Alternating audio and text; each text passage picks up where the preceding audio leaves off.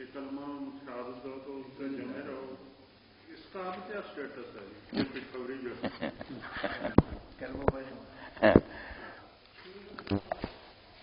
آخر میں جو بات مولانا رحمۃ اللہ علیہ نے لکھی ہے کہ جو کلمہ طیبہ پڑھے گا اور اس کو سمجھے گا، جب اللہ تعالیٰ کو وہ صرف اپنا معبود اور حاکم مانے گا تو لازماً اپنے اقرار کی پھر شرم بھی کرے گا، اس کے حکم مانے گا، سیدھی راہ پر چلے گا، برائیوں سے بچے گا۔ یہ تو جیسے ایک اسٹام لکھا جاتا ہے اور اس پر آخری دستخط ہوتے ہیں، لا الہ الا اللہ، تو وہ ہے نا ساری کتاب قرآن مجید حدیث جو کچھ ہے اس کے بارے میں اقرار کرتا، لا الہ صرف یہ کوئی منتر نہیں، وہ یہ وعدہ کرتا کہ اللہ کے سارے احکام میں دل و جان سے قبول کروں گا۔ اب اس پر اگر وہ رہے گا، نبھائے گا تو جنت تو لازماً اس کو ملے گی۔ باقی اگر اس سے کوئی غلطیاں ہو جائیں، دو وجہ سے غلطی ہو سکتی مسلم سے،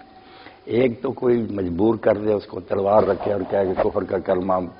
کہو یا یہ گناہ کرو، تو وہ کر سکتا، سوائے اس کے کہ کوئی کہے مجھے یہ مجبور کرے کہ چوتھائی صاحب کو قتل کر دے، قتل تک نوبت پہنچے تو پھر یہی حکم ہے کہ جب ایک نے قتل ہونا تو پھر دوسرے کو کیوں کرو، آپ خود ہی ہو جاؤ۔ قتل کی اجازت نہیں دوسرے، باقی اگر چیزوں پر مجبور کرتا نا تو اگر کوئی آدمی کمزور ہے تو کر سکتا۔ یہ اقرار اور جبر ہے۔ دوسرا ہے کہ جذبات کا غلبہ، کوئی اسکیم نہیں، کوئی پلاننگ نہیں، وقتی طور پر حالات ایسے پیدا ہو گئے، پھسل گیا، نوجوان مرد اور کسی ایسی جگہ اکٹھے ہو گئے، خواہش نے غلبہ کیا،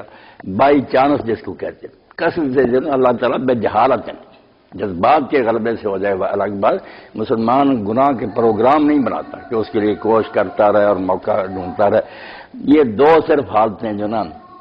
یہ استثنائی ہے کہ مجبور کر دیا جائے یا وقتی طور پر اس پر کوئی نہ شیطانی خیال غالب آ جائے۔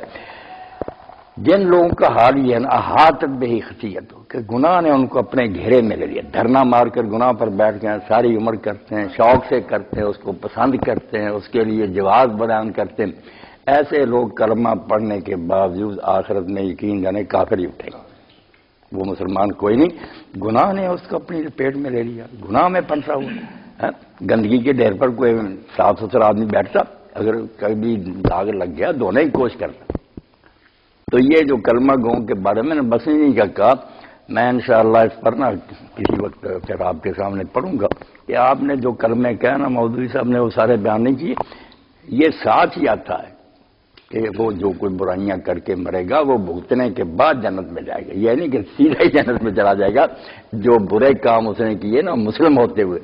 اس کو اگر اللہ تعالیٰ نے معاف نہیں کیا تو پھر سزا بھگت کر آخر میں جنت میں جائے گا، یہ بھی حدیث کا حصہ ہے، مگر عام طور پر نہیں لکھا جاتا، اس لیے غلط فہمی ہو جاتی۔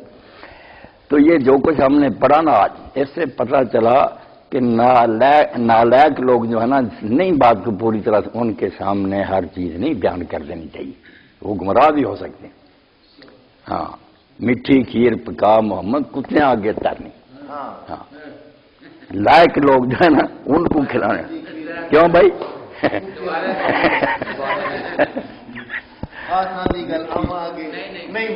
نہیں مناسب، خاصاں دی گل آما آگے نہیں مناسب کرنی، میٹھی کھیر پکا محمد کٹے آگے کرنی۔ نہیں، یہ آپ نے بڑی ہدایت فرمائی ہے کہ بات کرتے وقت سوچو کہ یہ لوگ اس کو صحیح اسپرٹ میں سمجھ لیں گے۔ آپ یقین جانے امام ابن کثیر رحمۃ اللہ علیہ بدایہ والنہایہ میں لکھتے ہیں کہ یزید جو نامراد ہے اس کی بربادی کا سبب ایک حدیث ہی ہوئی کہ حضرت ابو ایوب انصاری اس غزوہ میں ساتھ تھے، ان کی موت کا وقت آیا، انہوں نے کہا میں نے یار ایک بات آج تک نہیں کی، نبی علیہ السلام نے فرمایا تھا کہ جو آدمی اس حال میں مرانا کہ لا الہ الا اللہ پڑھتا اور شرک نہ کرتا وہ جنت میں جائے گا۔ یہ اس وقت پاس ہی تھا، امیر لشکر تھا۔ تو امام ابن کثیر کہتے ہیں اسی حدیث نے نا اس نامراد کو عقیدہ ارجاء کی طرف مائل کر دیا،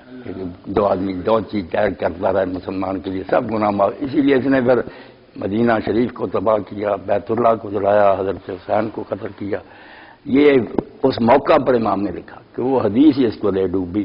نہ سمجھ سکا کہ اس کے کچھ تقاضے ہیں لوازمات، بس یہ ہاں حضرت ابو ایوب کی یہی بات نہ پلے باندھ لی کہ بس میں اللہ کو مانتا ہوں، شرک نہیں کرتا۔ تو اس لیے کئی باتیں ایسی ہوتی ہیں جو تباہی کا سبب ہو جاتی، میٹھی کھیر بکا محمد کتے آگے تر۔ اللہ اکبر۔ حکیم صاحب